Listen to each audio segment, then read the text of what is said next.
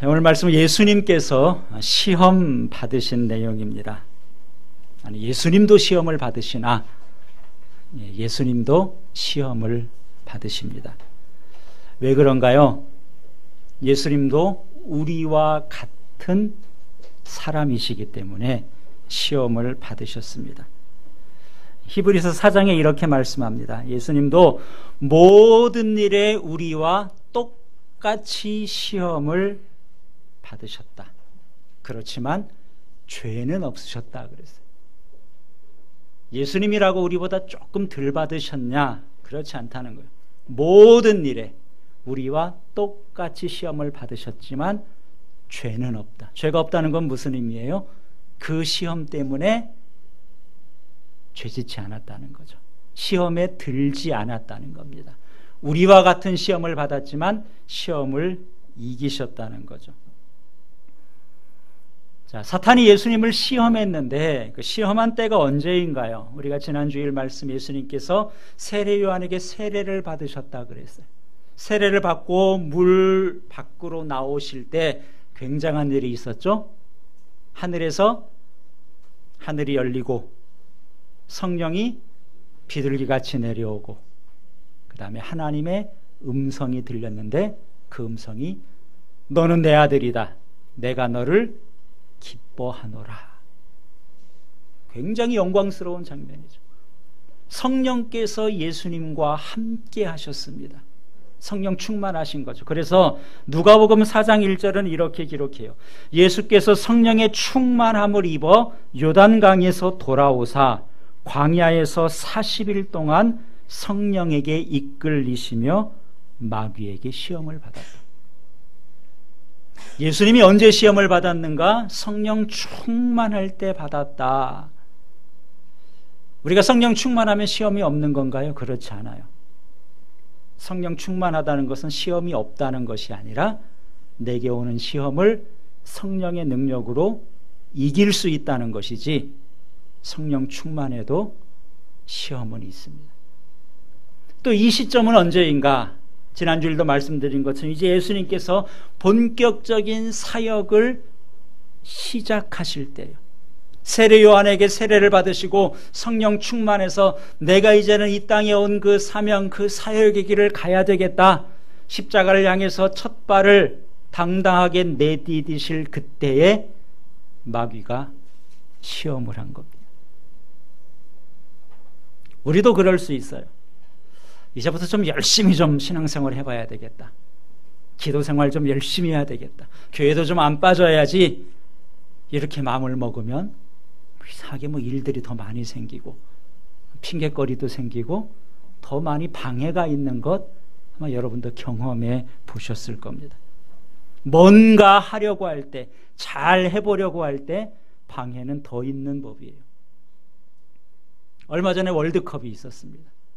세계적인 축구 선수들 호날두, 메시 기대를 많이 했습니다. 이번 월드컵에 어떤 실력을 보여줄까? 근데 결과적으로 별로 그렇게 잘하질 못했습니다.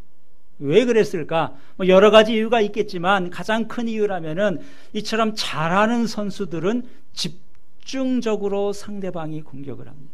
공만 잡았다면 두세 명이 달라들어서 그 공을 빼앗는 거 이렇게 하는데 잘하는 것이 결코 쉽지가 않죠. 우리에게도 마찬가지예요.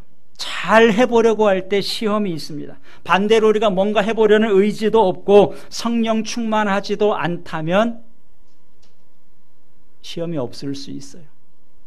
없다고 느낄 수 있습니다. 왜 그렇습니까? 아멘. 그 상황 자체가 이미 시험에 든 상태이기 때문에도 그렇습니다. 축구하면서 내가 공을 몰고 가고 있는데 상대방이 전혀 공을 뺏으려고 안 한다. 왜 그런 거예요? 내 실력을 우습게 보는 거죠. 내버려둬도 제가 제대로 하겠나? 이러면 방해가 없어요. 근데 정말 잘하는 선수라면 두세 명이 달라들 겁니다. 여러분 축구를 보면서 제일 멋진 장면이 뭐예요? 그런 상대방의 수비수가 많이 있어도 뚫고 들어가서 좀 멋지게 골을 넣으면 이번에 그런 실력들 보여준 선수 있잖아요. 프랑스의 음바페입니까? 상대방이 아무리 태클을 걸어도 그것을 뚫고 들어가서 골을 넣는 것, 이런 장면에 사람들이 환호를 하는 겁니다. 나에게는 왜 이렇게 시험이 많은가, 그렇게 생각하는 분들이 있을 거예요. 참, 나는 다른 사람들보다 시험이 많다. 한편으로는 이렇게 생각해도 돼요. 사탄이 나를 좀 세게 보는구나. 그래서 나에게 좀 집중적으로 방해를 하는구나. 그래서 우리가 그 시험이 많은 것을 불평할 것이 아니라 어떻게 하면은 이 시험을 뚫고 이 시험을 이기고 멋지게 골을 넣을 수 있을까? 우리 영성을 키우는 거죠. 더 주님 붙잡는 겁니다. 반대로 난 참 편안한 것 같다, 뭐 별일이 없다, 뭐 감사한 일이에요. 그러나 한편으로는 내가 너무 영적으로 무기력하게 살고 있는 것은 아닌가, 이런 점에서 우리 자신을 돌아볼 필요도 있습니다. 그래서 우리 성도들은 시험이 있어도 깨어 있어야 되고요, 시험이 없어도 그 자체에 방심하지 않고 깨어 있어야 되고, 항상 깨어 있어야 되는 자들이 우리 성도들입니다. 오늘 본문 2절 12절에 보니까 성령이 곧 예수를 광야로 몰아내셨다 그랬어요. 예수님은 가기 싫은데 성령이 억지로 예수님을 내어 쫓았냐, 그런 것이 아니라 성령께서 예수님을 이끄시고 예수님도 흔쾌히 광야로 가셨다는 겁니다. 광야는 힘든 곳이죠. 사람이 살지 못합니다. 들짐승들이 거하는 곳이 광야인데 예수님께서 또 성령께서 그곳으로 인도하셨어요. 왜 그렇습니까? 전에 세례요한하면서 광야에 대해서 말씀드렸어요. 광야는 세상의 소리가 들리지 않지만 그 대신 하나님께 집중할 수 있는 곳이고 하나님의 음성을 더 가까이 들을 수 있는 곳입니다. 한마디로 말하면 광야는 영성을 키울 수 있는 곳이에요. 예수님은 광야에 40일간 계시면서 기도하셨습니다. 시험을 준비하셨습니다. 이런 준비가 있었기 때문에 시험을 받았지만 그 시험을 이길 수 있었던 것입니다. 오늘 우리가 살아가는 세상도 광야와 같은 곳입니다. 힘든 일들이 많이 있어요. 여러 가지 시험이 많이 있습니다. 그러나 이 가운데서 우리가 주님 붙잡고 주님 더 의지하고 기도하고 하면서 우리가 우리에게 주어진 시험을 예수님처럼 능히 이길 수 있는 것이죠. 자, 예수님께서 마귀에게 시험을 받았는데 마가복음은 그것을 다 생략했어요. 오늘 본문에 짤막하게 2절로 예수님의 시험을 잠깐 이야기하고 넘어갔습니다. 근데 마태복음과 누가복음에 보면 예수님께서 마귀로부터 3가지 시험을 받은 것, 아마 여러분 잘 기억하실 겁니다. 성경은 예수님이 받은 그 시험의 종류, 시험의 내용을 자세히 기록해서 우리에게 보여주고 있습니다. 그래서 예수님이 받으신 시험은 오늘 우리에게는 쉽게 말하면 기출 문제지와 같아요. 아, 마귀가 이런 식으로 시험하는구나, 우리에게 보여주는 거죠. 예수님은 이렇게 시험을 이겼다, 예수님을 자랑하기 위해서 기록한 것이 아니라 너희들에게도 같은 시험이 있을 테니까 예수님의 시험을 참고해서 너희들로 잘 대적해 보라는 겁니다. 축구 얘기 조금만 더 하겠습니다. 중요한 시합이 있으면 감독이 상대팀의 전력을 분석합니다. 그렇잖아요? 저 나라의 국가대표팀이 전의 경기에서는 어떤 모습으로 싸웠는지 그 영상을 입수해서 전문 비디오 분석관에게 분석을 하게 하고 철저하게 분석을 하고 그 팀과의 경기에 대비를 합니다. 그렇게 준비해야 상대방의 약점도 알 수 있고 상대방의 거친 공격도 막아낼 수 있는 거예요. 예수님이 받으신 3가지 시험, 그렇게 하라고 우리에게 알려주신 겁니다. 이 시험이 어떤 시험인지, 예수님은 이렇게 공격했는데 과연 우리에게는 어떤 방법으로 공격할지 그것을 잘 분석해서 거기에 맞는 적절한 대책을 세우고 우리도 승리하라는 것이죠. 첫 번째 시험이 뭔가요? 돌을 떡으로 만들어라. 예수님이 40일 동안 금식하셨는데 배고플 때죠. 뭐 앞에 아무것도 떡만 보일 수도 있어요. 돌을 떡으로 만들라는 겁니다. 이것이 왜 시험일까? 언뜻 보면 시험 같지 않아요. 배고픈데 떡을 먹는 것 뭐가 문제가 되겠습니까? 남의 것을 빼앗아 먹으라는 것 아니죠. 예수님이 돌을 떡으로 만들 능력이 없는가? 그렇지 않아요. 우리 예수님은 물을 포도주로도 만드셨고 보리떡 5개와 물고기 2마리를 가지고도 5,000명을 먹이신 분입니다. 얼마든지 돌을 떡으로 만들어서 굶주린 배를 채울 수도 있으십니다. 근데 예수님 그렇게 하지 않았어요. 왜냐하면 이것이 마귀의 시험인 줄 간파하셨기 때문에 그렇습니다. 여러분, 독을 떡으로 만드는 것이 무슨 문제가 되겠습니까? 이것은 단순히 배고프니까 떡을 만들어 먹으라는 것이 아니라 이 시험은 우리 인생의 가장 중요한 문제가 무엇이냐, 사람은 무엇으로 사는가, 여기에 대한 질문이에요. 여러분 인생의 제일 중요한 문제가 무엇인가요? 많은 사람들이 먹는 거죠. 먹는 거 없으면 큰일 나지 않습니까? 제일 중요한 문제, 경제 문제다. 많은 사람들이 거기에 동의할 겁니다. 물론 경제 문제가 중요해요. 그럼 우리 인생의 가장 첫째 되는 문제, 제일 중요한 문제가 먹고 사는 문제냐? 이것을 마귀가 물어본 겁니다. 예수님 뭐라고 말씀하세요? 돌을 떡으로 만들어서 드신 것이 아니라 사람이 떡으로만 살 것이 아니요 하나님의 입으로 나오는 모든 말씀으로 살 것이다. 그래서 이게 정답인가 봐요. 마귀가 다른 소리 못하고 물러간 것을 보면은 예수님의 답변이 정답입니다. 인생의 제일 중요한 문제가 떡의 문제입니다. 경제적인 문제입니다. 그렇지 않다는 것, 그것이 중요하지만 그것보다 더 중요한 것이 있는데 우리 인생은 떡으로 사는 인생이 아니라 생명이신 하나님의 말씀으로 산다. 그래서 예수님께서도 오병이의 기적을 행해서 첫날은 떡을 주셨어요. 그 다음 날도 떡 주세요 그랬던 예수님이 두 번째 날은 떡을 만들어주지 않고 내가 생명의 떡이다, 나를 먹는 자는 영원히 줄이지 않을 것이다 그랬어요. 육신의 떡, 그것은 먹어도 영원히 살지 못합니다. 그렇잖아요.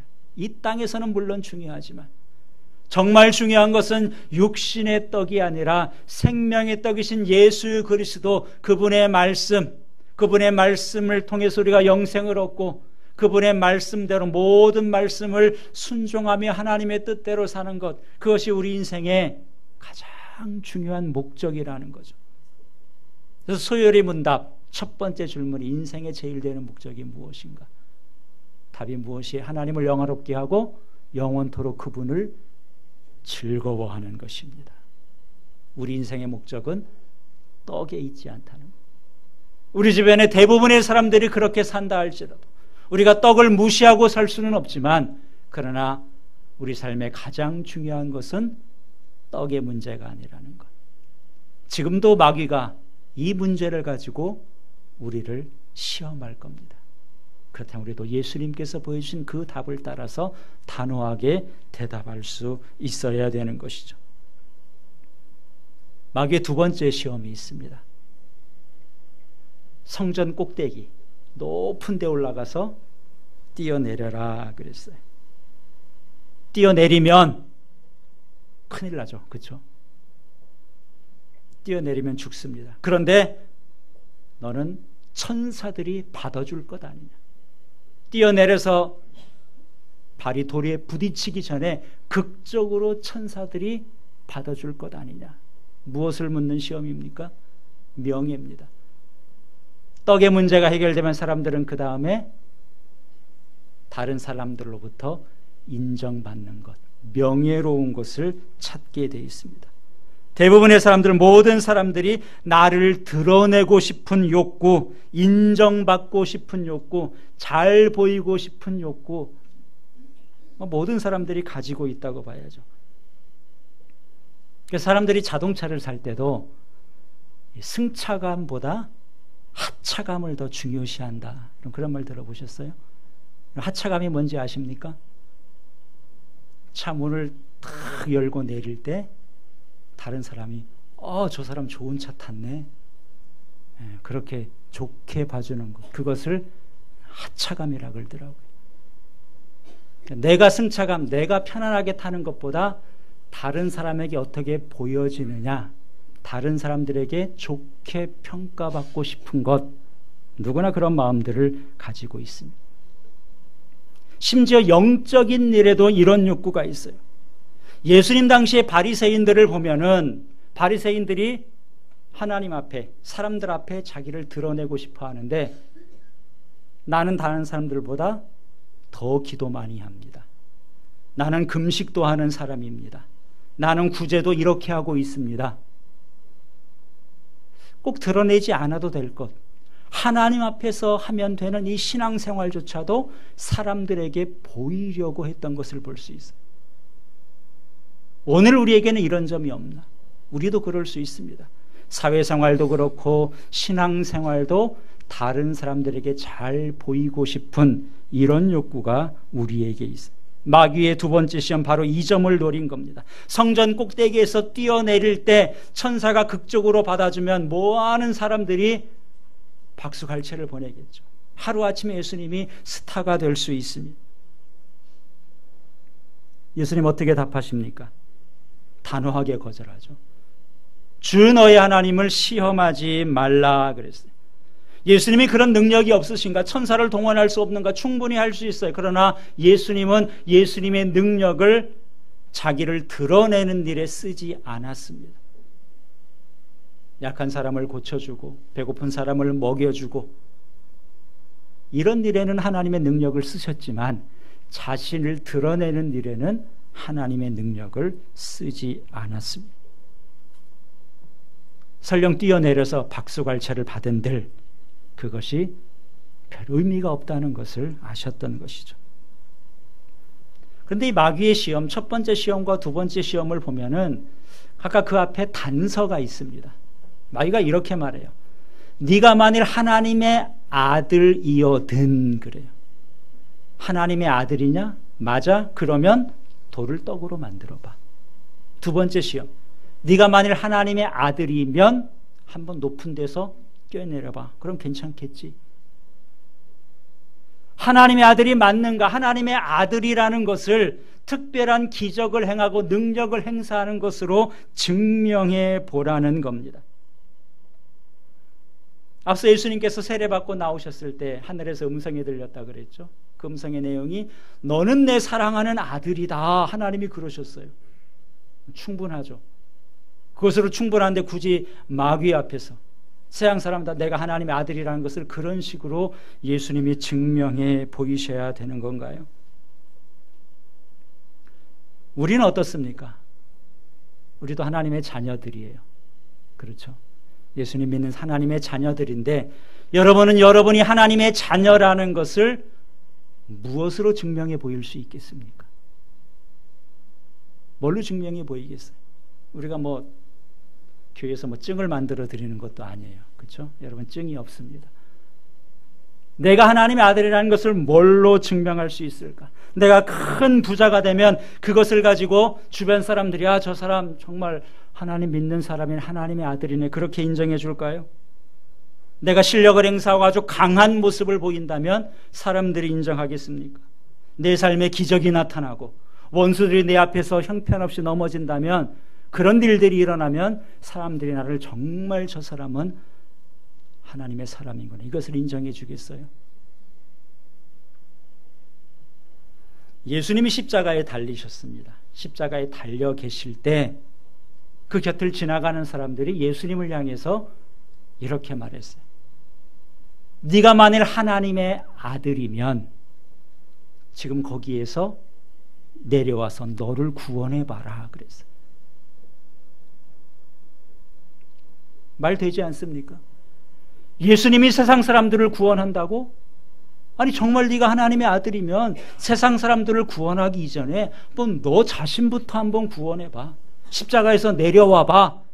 그러면 우리가 믿을게. 이렇게 말했어요. 예수님이 내려오셨으면 어떻게 되겠어요? 예수님 십자가에 달리셨다고 십자가를 슬피 울던 많은 여인들이 있었는데 그들이 얼마나 기뻐했겠습니까? 예수님이 십자가에서 당당하게 내려오셨다면 앞에서 조롱하는 사람들이 혼비백산하고 다 도망가 버렸을 거예요. 그런데 예수님께서는 그 말을 듣고도 내려오면 내가 믿겠다 그랬지만 그렇게 하지 않고 마치 당연히 죽어야 될 죄인처럼 십자가에서 죽으셨습니다. 능력을 거기에 쓰지 않았어요. 왜 그렇습니까? 십자가에서 죽으시는 것이 예수님이 가야 할 길이에요. 세례를 받으실 때 이렇게 하는 것이 우리가 하나님의 의를 이루는 것이다. 십자가에 죽는 것이 정말 우리를 살리는 길이고 하나님께서 기뻐하는 그 길이었기 때문에 굳이 거기에서 그런 모습으로 자신의 능력을 나타내 보일 이유가 없었던 것입니다.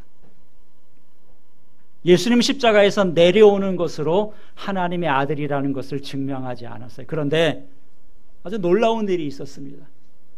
예수님의 십자가를 제일 가까이에서 자세하게 지켜본 사람이 있어요.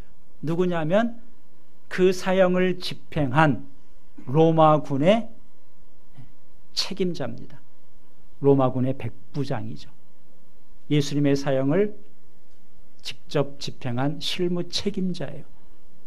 예수님이 십자가에서 죽으신 다음에 백부장이 이렇게 고백을 합니다. 그는 실로 하나님의 아들이었도다. 예수님 십자가에서 내려오지 않았어요. 십자가에서 힘없이 그냥 죽으셨는데 그 모습을 제일 가까이에서 봤을 뿐인데 그것을 통해서 예수님을 알지 못하던 로마의 장교가 이분이 정말 하나님의 아들이 맞구나 그것을 깨달았다는 거예요. 뭘 보고 알았을까요? 예수님 거기서 능력이나 기적을 보여주지 않았어요. 뭘 보고 알았겠습니까? 예수님께서 용서하는 모습, 자기를 조롱하는 자들을 용서하는 모습, 도리어 그들을 위해서 기도하는 모습, 그들을 사랑으로 품어주는 모습, 바로 거기에서 이분이 하나님의 아들이라는 것을 더 온전히 깨닫게 됐던 것입니다. 오늘 우리도 마찬가지예요. 내가 주변 사람들에게 폼나는 모습으로 속 시원히 뭔가를 보여주면은 사람들이 다 인정하고 하나님 다 믿겠지. 그렇지 않습니다. 그럴 것 같아도, 당장은 좀 속이 후련할 것 같아도 그것이 효과 있는 방법은 아니에요. 예수님께서는 우리에게도 하나님의 아들로 인정받는 비결을 가르쳐 주셨습니다. 팔복 가운데 있죠. 뭐라 그랬어요? 화평하게 하는 자는 복이 있나니 그들이 하나님의 아들이라 일컬음을 받을 것이며, 화평하게 하는 자, 평화가 없는 곳에 평화를 만드는 사람, 예수님처럼 용서하고 사랑하고 품어주면서 도리어 평화를 만들어내는 그런 일을 할 때 바로 그것을 통해서 사람들은 저 사람 정말 예수님 믿는 사람이구나, 하나님의 자녀답구나 인정하게 된다는 것이죠. 지금도 세상은 우리가 하나님을 믿는다고 하면은 증명에서 내려오는 방법, 기적을 통해서 발이 돌에 부딪히지 않는 것, 이런 방법이 아니라 주님의 방법으로 우리도 하나님의 자녀임을 증명해야 되는 것입니다. 세 번째 시험이 있어요. 세 번째 시험이 뭔가요? 마귀가 천하만국을 보여주면서 나에게 절하면 이 영광을 너에게 주겠다 그랬어요. 누구를 경배할 것인가? 하나님을 경배할 것인가? 마귀에게 무릎을 꿇을 것인가? 하나님만 섬길 것인가? 아니면 세상을 따를 것인가 하는 거죠. 하나님을 버리면 세상의 영광을 주겠다 있다는 시험이었습니다. 매력적인 미끼.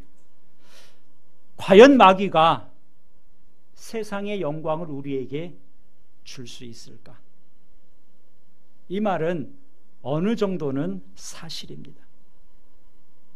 물론 온 세상의 권세는 하나님이 가지고 계세요. 그러나 하나님께서 일시적으로 마귀에게 허락해 주신 권세가 있습니다. 이 세상에서 마귀가 줄 수 있는 것도 얼마든지 있어요.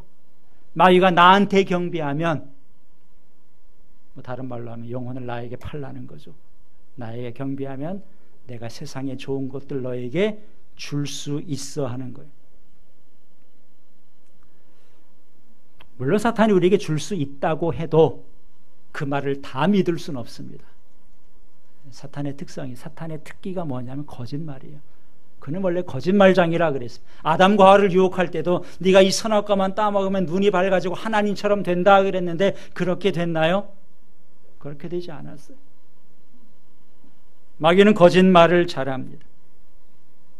사탄이 우리를 유혹하는 것이지 정말 좋은 것은 사탄이 줄 수도 없고 우리에게 주지도 않을 겁니다.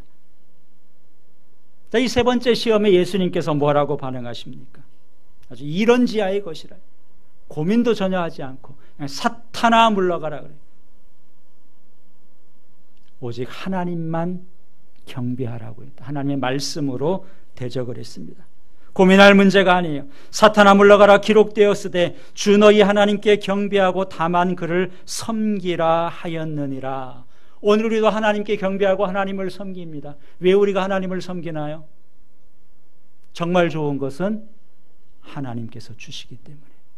하나님께서 주시는 것이 정말 좋은 것이고 영원하고 가치 있는 것이기 때문에 우리가 세상에 기웃거리지 않고 하나님께 나아가는 것이고 세상에 절하지 않고 하나님을 경배하는 것입니다. 세상에 좋은 것들 지금 당장 내 손에 들어오지 않으면 손해볼 것 같은 생각이 들 때가 있습니다. 하나님을 섬기는 것이 당장은 큰 유익이 안 될 것 같은 생각이 들어요. 그러나 모든 좋은 것은 하나님께서 주신다. 여러분, 우리가 이 믿음이 있어야지 세상을 통해서 유혹하는 마귀의 유혹을 물리칠 수 있는 겁니다. 자, 이렇게 해서 예수님께서는 마귀의 세 가지 시험을 모두 이기셨습니다. 이 세 가지 시험 우리에게 보여준 것, 아까 말씀드린 것처럼 시험의 유형을 우리에게 가르쳐 준 거예요. 이러한 시험이 너희에게도 있을 거다. 너희도 한번 잘 분석해서 대처하라는 것이죠. 요즘 여러분이 만난 시험은 어떤 종류의 시험입니까? 생각해 보세요. 내가 만난 시험은 첫 번째 유형일까? 두 번째 유형일까? 세 번째 유형일까? 웬만하면 이 세 개 안에 다 연관이 될 겁니다. 두 번째 시험이다. 그렇게 생각된다면은 어떻게 하면은 예수님이 대처하신 그 방법들을 생각하면서 거기에서 내가 어떤 태도를 취할 것인지를 생각한다면 우리의 답이 좀 더 분명해질 겁니다. 예수님께서 시험을 이기셨는데 지난 주일에 말씀드린 것처럼 예수님이니까 이기신 것 아니에요. 예수님도 우리와 똑같은 시험을 받으셨지만 예수님이 시험을 이길 수 있었던 것은 하나님과 교제하셨고 기도하셨고 하나님 말씀에 더욱더 깊이 알고 계셨고 이런 것들을 통해서 예수님도 이길 수 있었던 것이죠. 오늘 우리에게는 한 가지 더 유리한 점이 있습니다. 그건 뭐냐 하면은 그 예수님께서 지금 우리를 도와주신다는 거예요. 히브리서 2장 18절에 이렇게 기록합니다. 자기가 시험을 받아 고난을 당하셨은즉 시험 받는 자들을 능히 도우시느니라. 예수님이 시험을 안 받아보셨다면 우리가 얼마나 세상을 살아가면서 시험이 많은지 모르실 수 있어요. 예수님은 모든 일의 시험을 받아보셨기 때문에 시험 앞에 연약한 우리를 잘 아십니다. 그래서 도와주세요 그러면은 잘 도와주신다는 거예요. 예수님보다 훨씬 더 낫죠. 오늘 이 말씀 여러분 잘 기억하시고요. 우리가 광야 인생길을 살아갈 때 우리에게도 많은 시험이 있습니다. 하나님께서는 예수님이 이기신 것처럼 우리도 이기길 원하십니다. 그래서 이 말씀 주셨으니까 예수님의 방법으로 여러분 대적하시고 여러 유형들을 여러분 잘 살펴서 여러분에게 주어진 어떠한 시험도 능히 물리치고 그래서 늘 주님 기쁘시게 하고 또 주님 주시는 그런 귀한 은총 가운데 사시기를 우리 주님의 이름으로 축원합니다. 기도하겠습니다.